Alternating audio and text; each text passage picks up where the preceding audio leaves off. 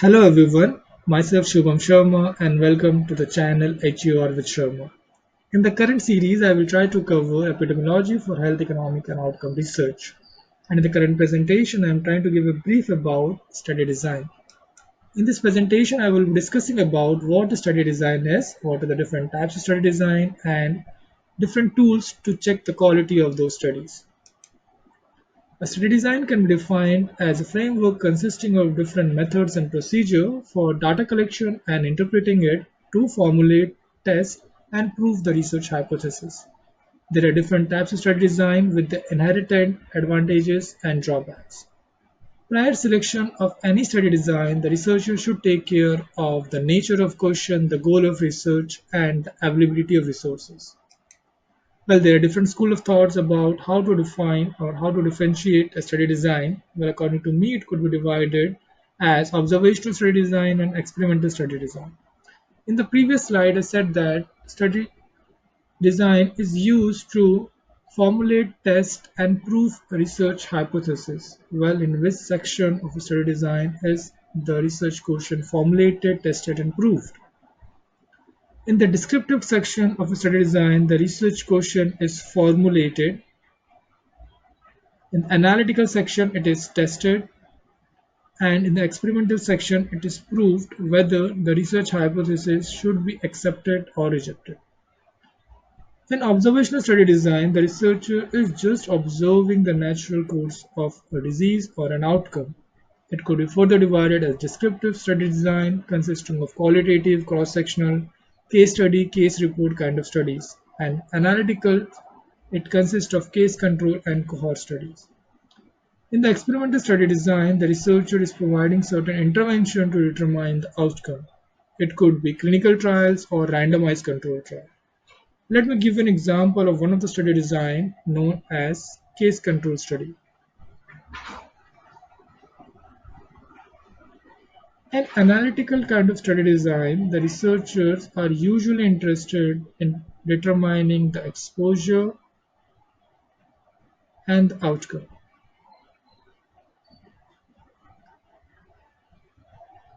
or the cause or effect.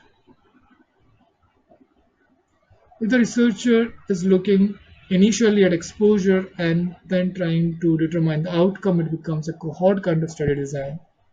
And if the researcher is initially looking at the outcome and then trying to determine the exposure, it becomes a case control kind of study design. Let me try to explain it with the help of an example. Suppose the researcher wants to know whether cigarette smoking causes lung cancer. Now, what the researcher did, the researcher incorporated 100 individuals, of which 50 were with lung cancer and 50 were without lung cancer. No. Just give me a moment. Erase it.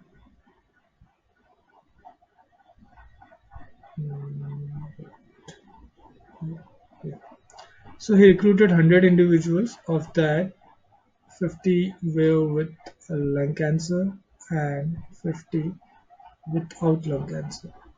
Now he asked those 100 individuals about their smoking habits and come to know that 60 were smokers and 40 were non-smokers.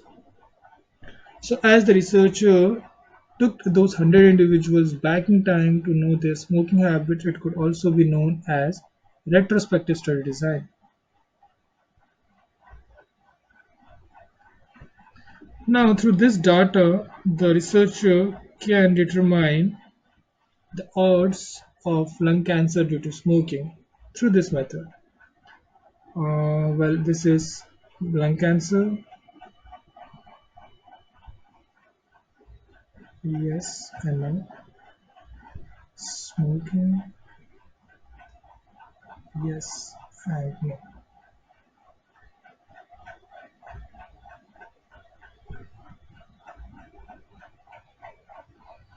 Okay, 40, 10, 20, um, 30.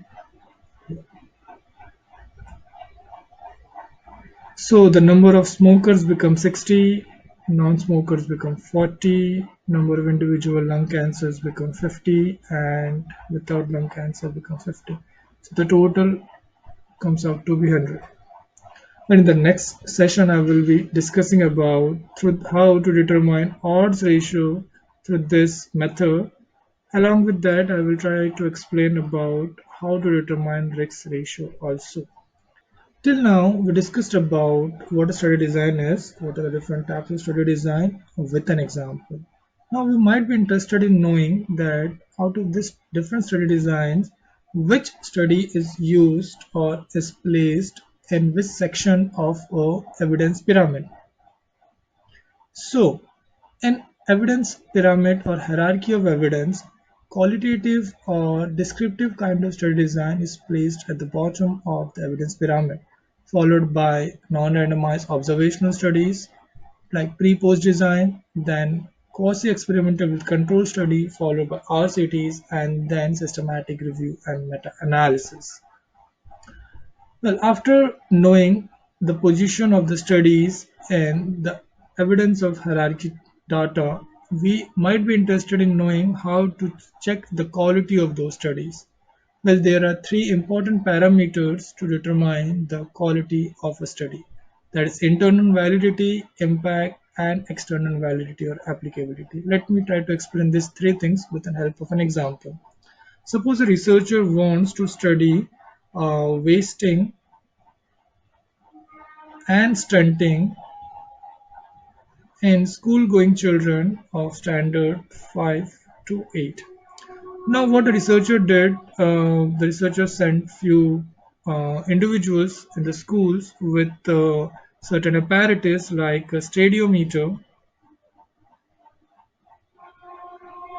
MUSC tape, and certain measuring scale.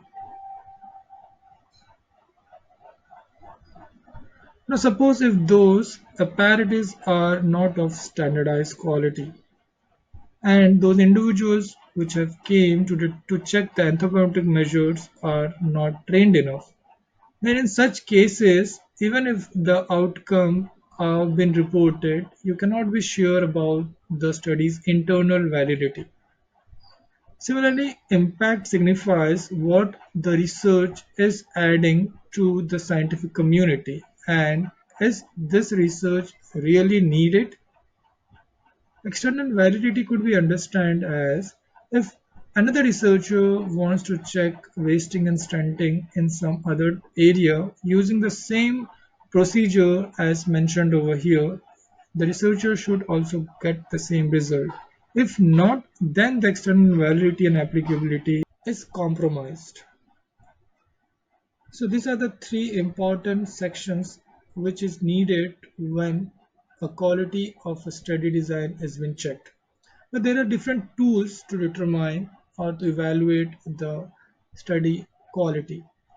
There are quite a many tools, but I have mentioned on a few of them, like Hamster, assessing the methodological standards for reporting, systematic review, Cochrane risk of bias tool for randomized control trial, consolidated standards for reporting trial, that is consort to appraise RCTs, risk of bias for non-randomized studies of intervention, that is Robbins for non-interventional or non-randomized control trials, and JBI for cohort study, that is the Joanna Briggs Institute checklist for cohort study. So this uh, toolkits you could determine a quality of a study. There are other tools also, but these are few of the standardized tools which are used for determining the quality of a study. Well, that would be it for this session. Thank you for your valuable time. In the next session, I will be emphasizing on three study design, that is case control, cohort, and RCT. Till that time, take care.